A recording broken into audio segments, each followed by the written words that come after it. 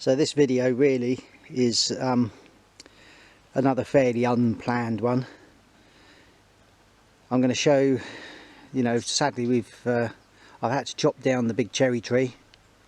It had been struck by lightning. We gave it until the sort of spring to see if anything was going to happen, but unfortunately it hasn't. So we're saying goodbye to that, and then back in the UK, where we've been for the last 3 weeks visiting family, we've said goodbye to the pub that one of my daughters used to run with her partner, and pretty sure that I'm saying goodbye to the aeroplane that I've flown for the last 10 years. Can't really afford to keep it. It's not expensive, but if I can't use it being over here, there's no point in keeping it. So,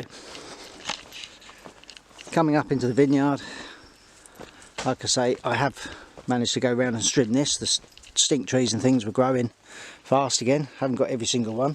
Look, the little buggers, that'll be a foot tall in a couple of weeks' time. The vines really have suffered. There's just been no rain. Everything's very dry.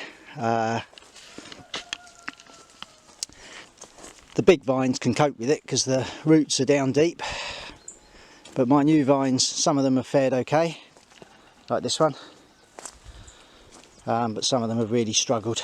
There's a couple here, I mean, it's hanging on in there, but this one's looking very sorry for itself. The polytunnel, because we've been away for 3 weeks, I did set up a couple of sprinklers. My overhead system didn't work very well. I drilled the holes too big. This coming winter I'm going to completely redesign how all that works. So I've just had to leave it open and set the watering going. It was coming on for sort of like half an hour every evening, but as the plants went stupid in the heat and humidity, as they grew up, they've stopped the water from reaching the further away plants. So all the ones close to the sprinklers have done okay, and the ones far away, not so good. Plenty of tomatoes. I need to get in here and sort it out because it's just gone ridiculous. Everything needs thinning. Chilies are all starting to come. We got lots of okra, big okra. Normally you pick it off when it's a lot smaller than this, but I'll keep picking it and hopefully we'll keep getting okra. Force my way through the tomatoes. I took the aubergines off yesterday. Ginger suffered a little bit from lack of moisture. And same in here, we had another sprinkler. Again, as it grew up, it's watered everything close to it very well, and as they've grown up, then the water hits those and drops down. We have got a couple of nice pumpkins growing. Got one here, good size, and then one here, not quite so big, but still a good size. That's my hand, so it's got a bit of growing to do yet. Brussels sadly have done alright. But as you can see, as you come further away from the sprinklers, everything's suffered. So carrots, parsnips there are suffering. These ones have done alright. These tomatoes are really, well, they're just dying on the vine really. They just haven't had any water. So yeah, quite a lot of work to do on the polytunnel, reorganising things, getting rid of stink trees that have grown up in that time. Would you believe it? Look. See that over in the corner? This thing? That wasn't there when we left. 3 weeks. It's now, well, up to my waist. If only you could get crops to grow like that.